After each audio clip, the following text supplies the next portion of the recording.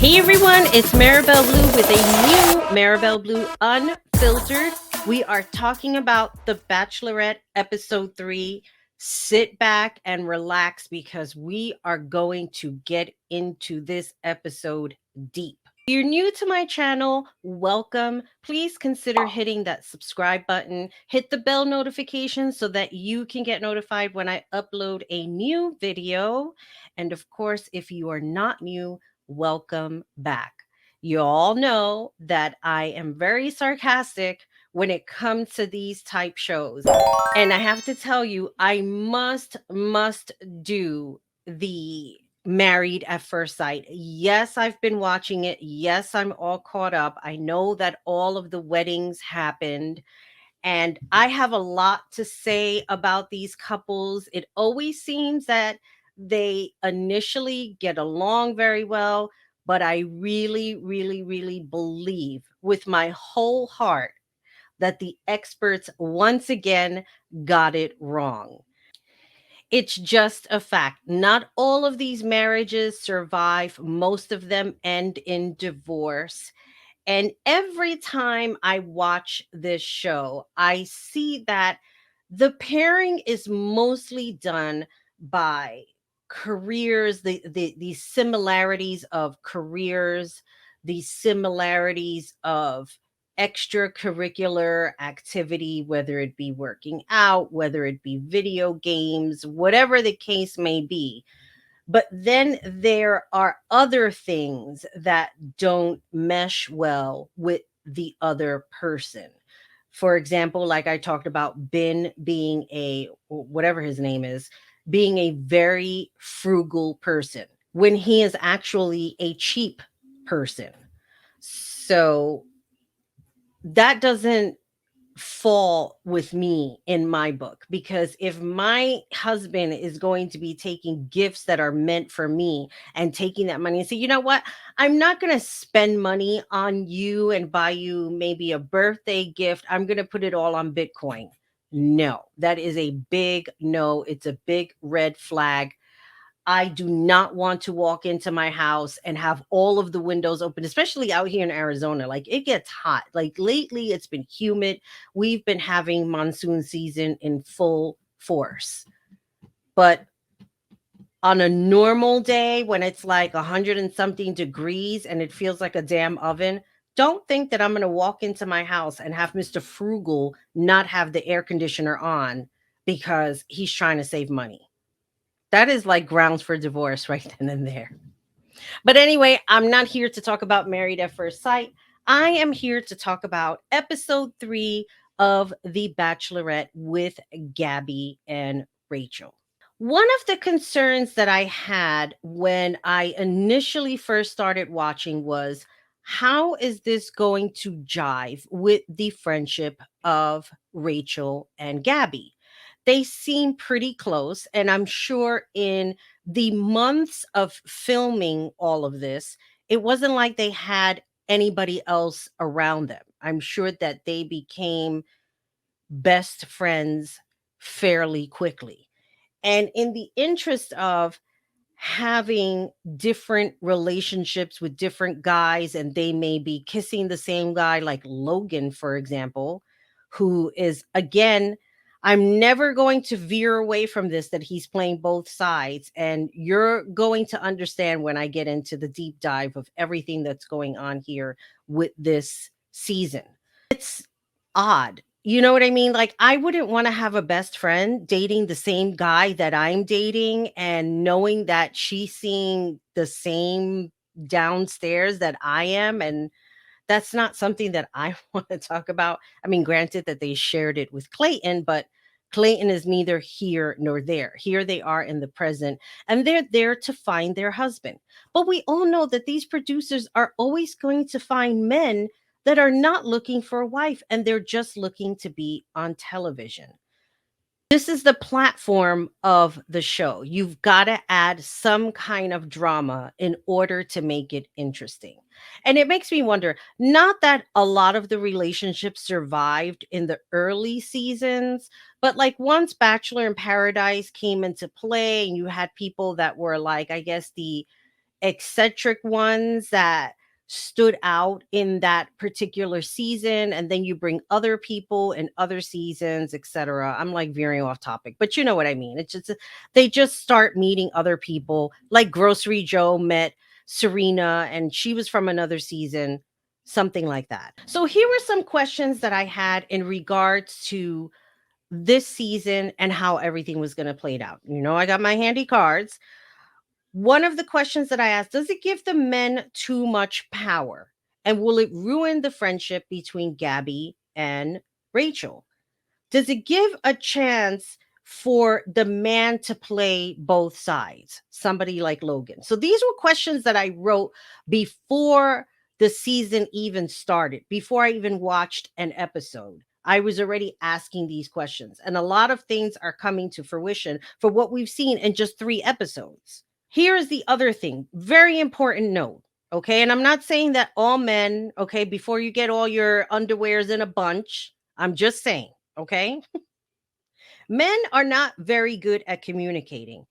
It's like getting fired from a relationship when the guy is not happy with something. You know what I mean? Instead of just outwardly saying, I'm uncomfortable with this, or I want to share something with you, but I don't know how you're going to take it. And I have apprehensions or fears or what have you. Like, nobody says that. They just become dismissive at some point. And you're sitting there wondering like, well, what the fuck just happened?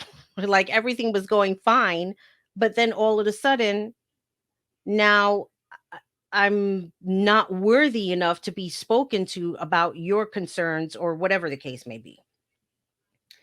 And this is the one thing that it gives the opportunity for these men not to be forthcoming in the beginning. However, that all changes.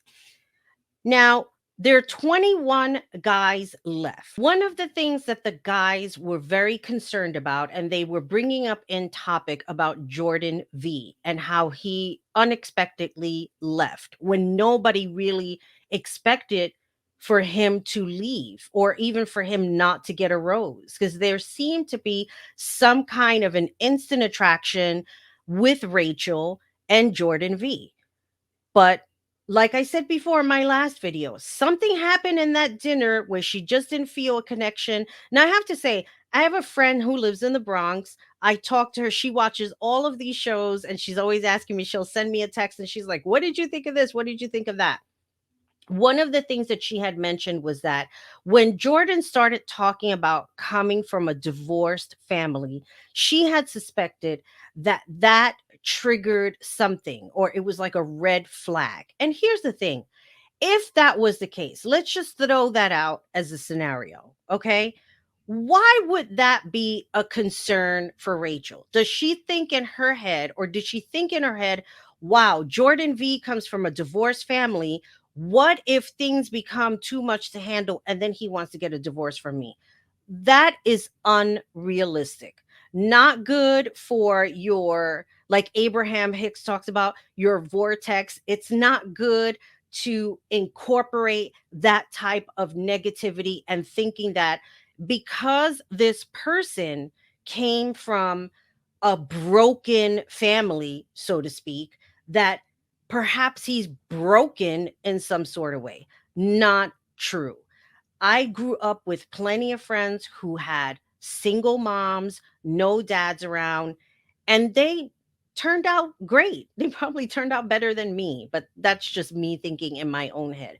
But you see what I'm saying? That there comes a time where a person who's growing up and they see how hard their mom or their dad struggled, etc., that gives them the inspiration to be better for themselves. And when they have a family, that they are going to be better for that family as a result of the struggle. And that's the only way, at least in my own personal opinion, that should be the way that we should look at things in a positive form.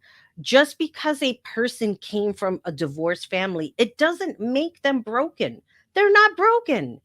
If that was the case, then I would have to disagree with Rachel if she felt something was missing, if that was the case. But in the interest of episode 3, here are the guys concerned about how Rachel was very dismissive of Jordan V, and that now they really have to be on their A game as a result of that. You should have been on your A game in the first place. I'm just saying.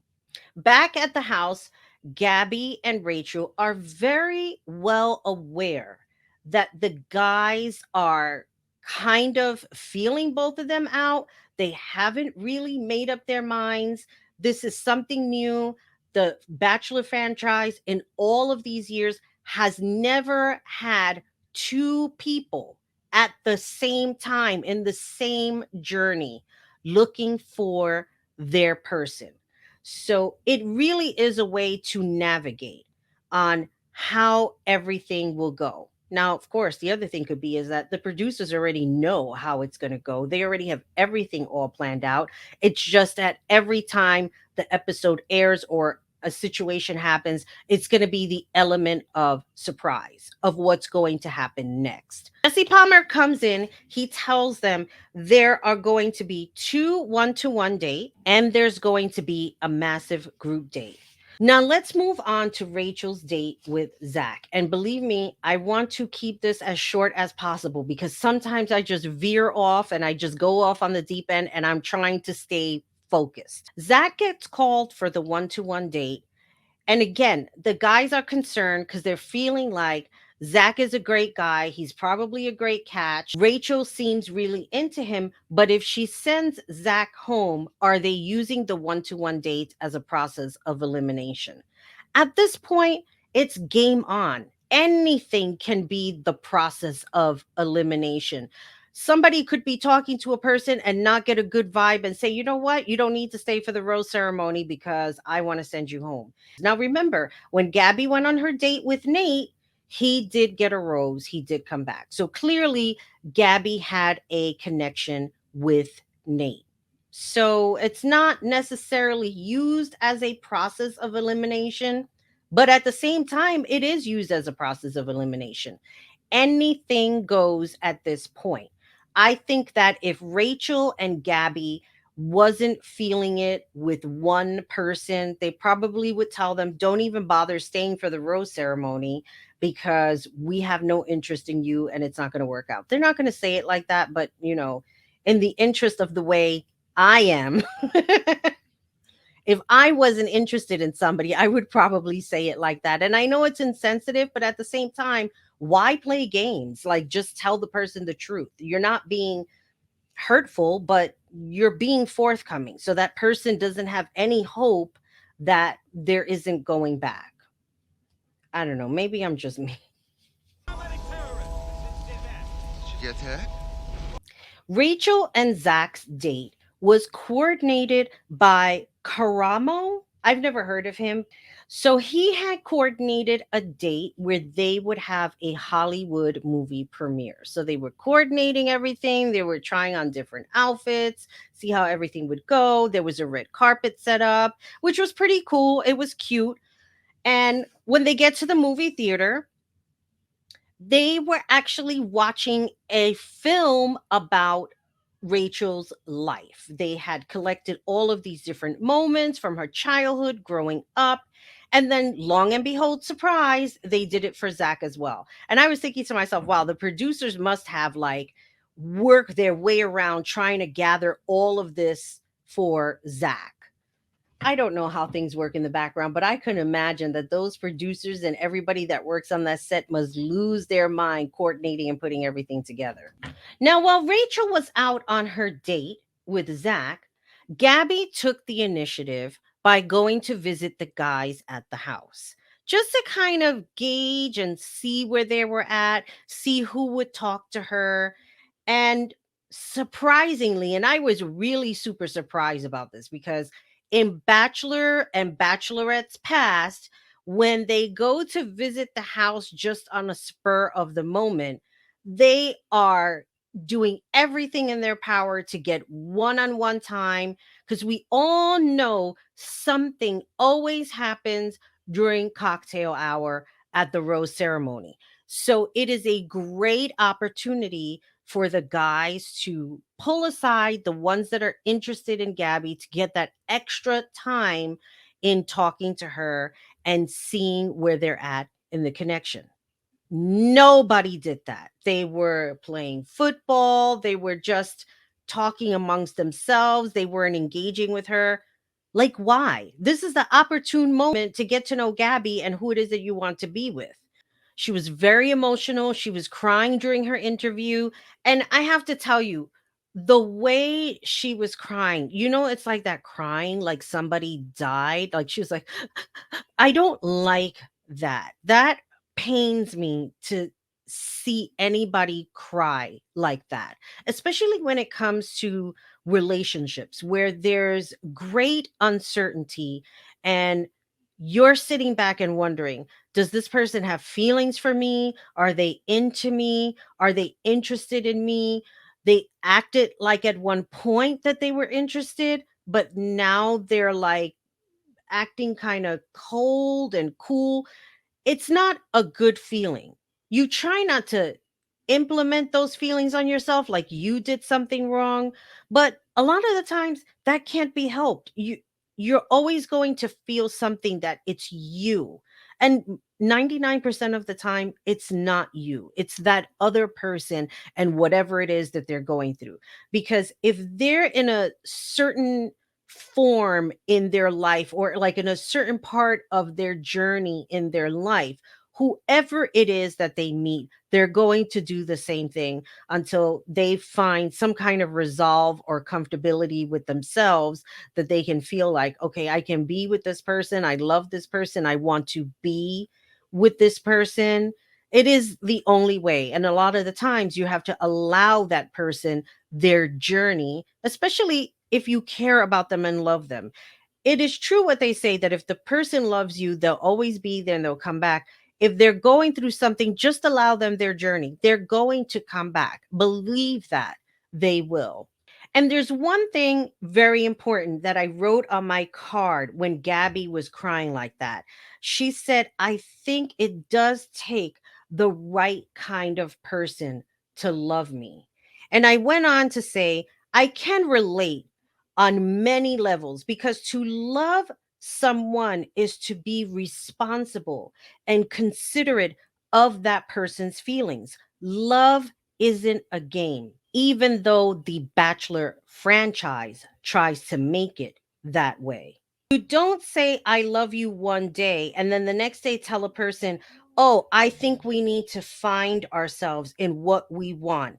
Either you want it or you don't. You don't get to dictate to another person and tell them you need to figure out what you want if that person is telling you, I want you. I know what I want. I know what I'm looking for, and it's you. Everything that you have, the qualities that you have within yourself is what I love about you. I don't know why people things make so fucking difficult for. It's so childish sometimes, especially on this show.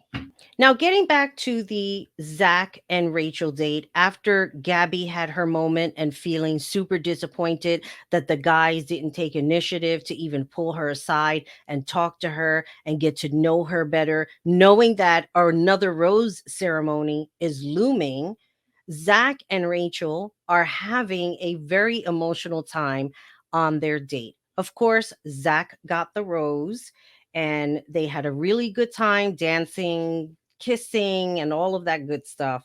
So I was very, very happy. I was even choked up watching the whole thing because to share a moment like that, it's very emotional. But here's the other thing that I want to say. And this was a conversation that I had with a friend of mine. We were talking on the phone, and I was telling him about how this show, everyone is kind of like an enclosed environment. They're not really communicating with the outside world. They're not looking at social media. They're not discussing with other people outside of the producers how they're feeling, what's going on, who's involved, etc., etc. And Zach said something that triggered that conversation was he felt he was falling in love with Rachel. Now, this is episode 3, okay? Think about it. Everything that they created for this date, of course, he's going to feel that way. That is the idea of this whole show, is to create and induce these feelings of love. And it's really infatuation, but who knows? He could be feeling love. I mean, I don't know. I'm not in his skin. I'm just saying that I think that they do create something so that you start to feel like you're falling in love. But then as the weeks go on, it will tell the truth as to whether that person is really in love or not. So the date was great. He got a rose. Moving on. Now, let us remember that both Gabby and Rachel were equally hurt by Clayton. We saw it all played out on TV when the favorite one of his was gone and he was left out in the lurch. And now he had these two beautiful women before him. And he's feeling like, well, I'm not sure I want you two because the one that I really wanted is gone. Maybe he didn't want her, but once she was gone, his ego was hurt, so he had to find a way to get her back. I'll never like Clayton for all of this. I'm just going to say up front, I think he was one of the worst bachelors ever.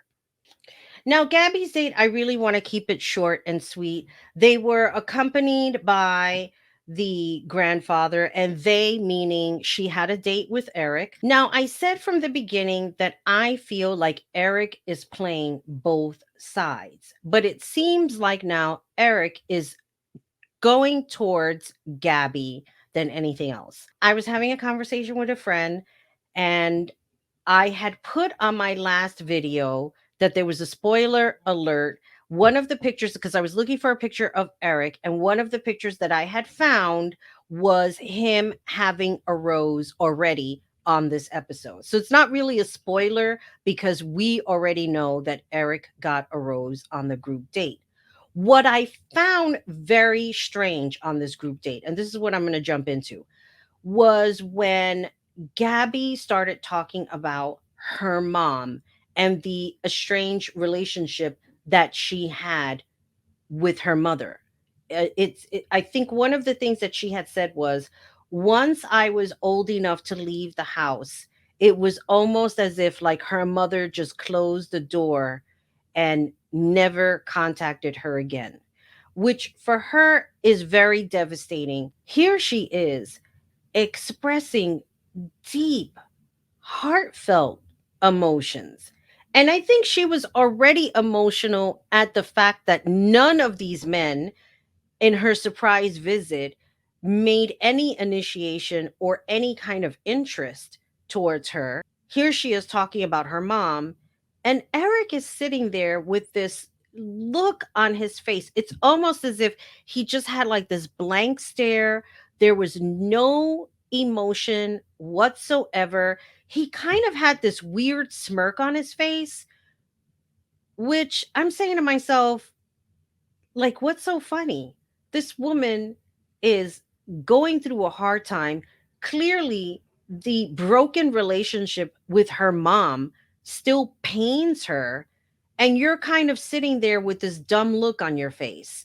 There was no consoling her. Like, she just abruptly got up. She was like, "Excuse me, I got to get up." And he just kind of like sat there. He wasn't concerned at all. There was no emotion whatsoever. And then, like, when she came back, it was almost as if nothing, like, not asking her if she was okay. Is everything all right? Is there anything I could do for you? I don't know. I don't know if I would want to be with a man that insensitive towards me if I'm going through something difficult or something challenging. On the flip side to that, I was thinking, well, perhaps Eric is the type of person who maybe doesn't show emotion like that, or he's just uncomfortable with being empathetic.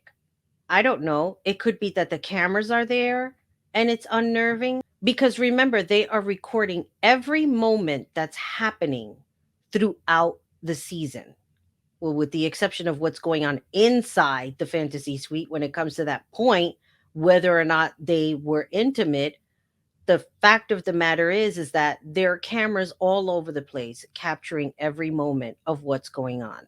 So maybe in the interest of, let's say, defending Eric, even though I don't believe it myself, but I just like to give the flip side just in case anybody is thinking this, that perhaps he is uncomfortable with the whole thing and he didn't know how to react. Needless to say, he did get a rose because, like I said, I posted that picture in my last video, and that was him getting the rose of what happened at the rose ceremony that's coming up.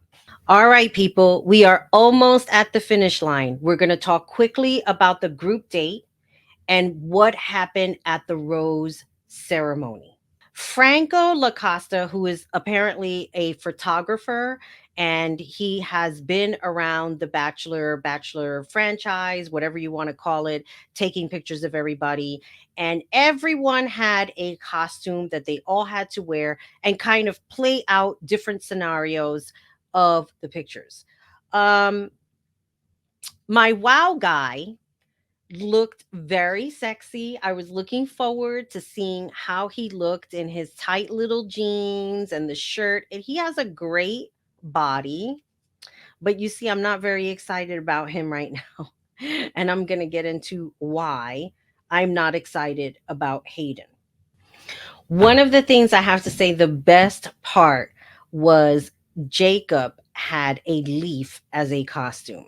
So, you know, the producers are going to play this shit up because he came in, his first entrance of him coming in without a shirt on the horse, like the Harlequin romance kind of a thing. So they're just playing up this whole hunky man without a shirt and all of this shit. Rachel was hilarious. I don't know what was under that leaf, but whatever it was, she was very, very impressed. So this was a time where the guys have a chance to talk with each lady and kind of gauge where everything is going. This is the third week. There should be some kind of interest now in who likes Gabby more, who wants to get to know her more, who's attracted to her more, as well as Rachel. And this is how it played out. This is where the wow guy becomes no longer a wow guy for me. Now I'm absolutely repulsed and disgusted that I even thought that Hayden was an up and up guy. Hey everyone, in the interest of time, I decided to replace my original video with this audio just to talk about what happened on the one to one time on the group date. I wanted to talk about quickly what happened between Gabby, Tyler, Hayden, and Jacob. I feel this is the most important part of what happened in episode 3 on The Bachelorette. While there were guys connecting with Rachel like Avin and Tino, there were guys that were not connecting with Gabby and felt they had more of a connection with Rachel. Tyler was one of the first guys to come forward and tell Gabby his interests were more for Rachel than with Gabby. He wasn't an asshole about it. He was very clear and shared how he felt. And you know what? At the end of the day, any kind of rejection, no matter how it comes across, you're still going to feel pangs of pain. Like I've said before, nobody likes to be rejected. Jacob was also another one. He didn't come across as a very sincere person, almost as if Gabby wasn't at his level of what he was looking for in a woman. I watched an interview recently with Jacob, and he didn't come off as a sincere person. He's from Scottsdale. People from Scottsdale are very snooty. They've got their nose up their ass and probably up each other's ass. No offense to those who live in Scottsdale and don't feel that way, but I have seen people there, and I'm just speaking from experience of what I've seen. Hayden was the one that I had a really big problem with. I was absolutely floored and disgusted.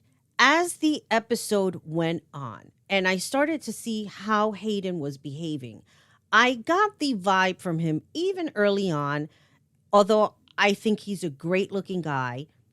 Once I saw he was from Florida, I was like, oh no, this is like one of those conservative dudes who have issues with women, who have issues with women speaking their mind. So when I got that vibe off of him, when he said the things that he said to Gabby about being rough around the edges, I was saying to myself, well, what the fuck is that supposed to mean?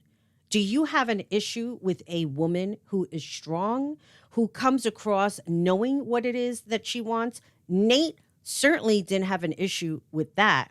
The other point I wanted to make, and again, this is not something for me that becomes a racial issue, just basically sharing what a conversation with my friend and I from the Bronx had.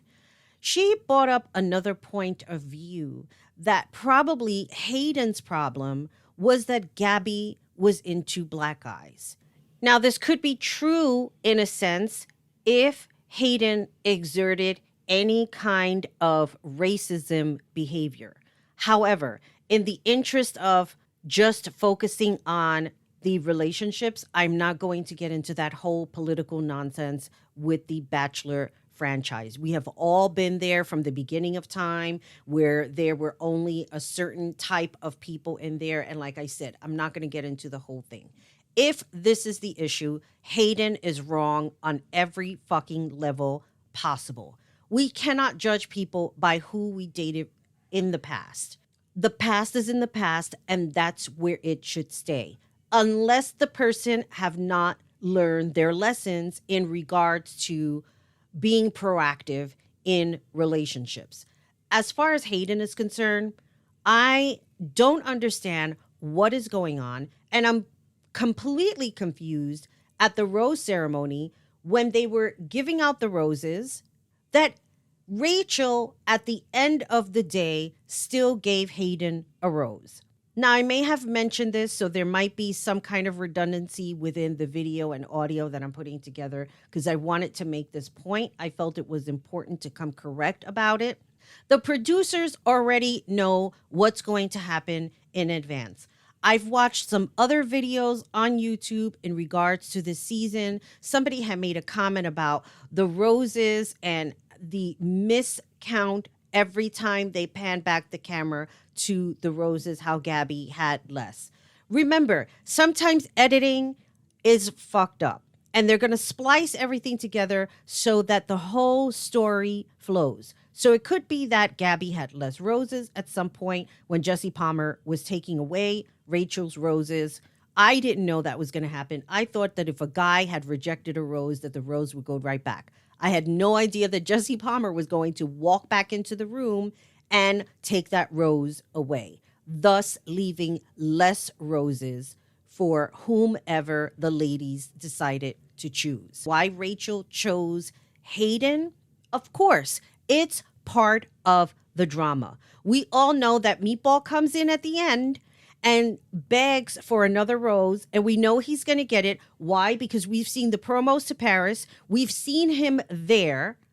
We've seen his voice saying something to Gabby and Rachel about one guy making disparaging comments about them, and that one guy, you see the back of him, it looks like Hayden.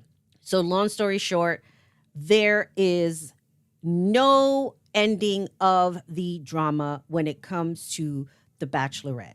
And that's what I wanted to include in this video.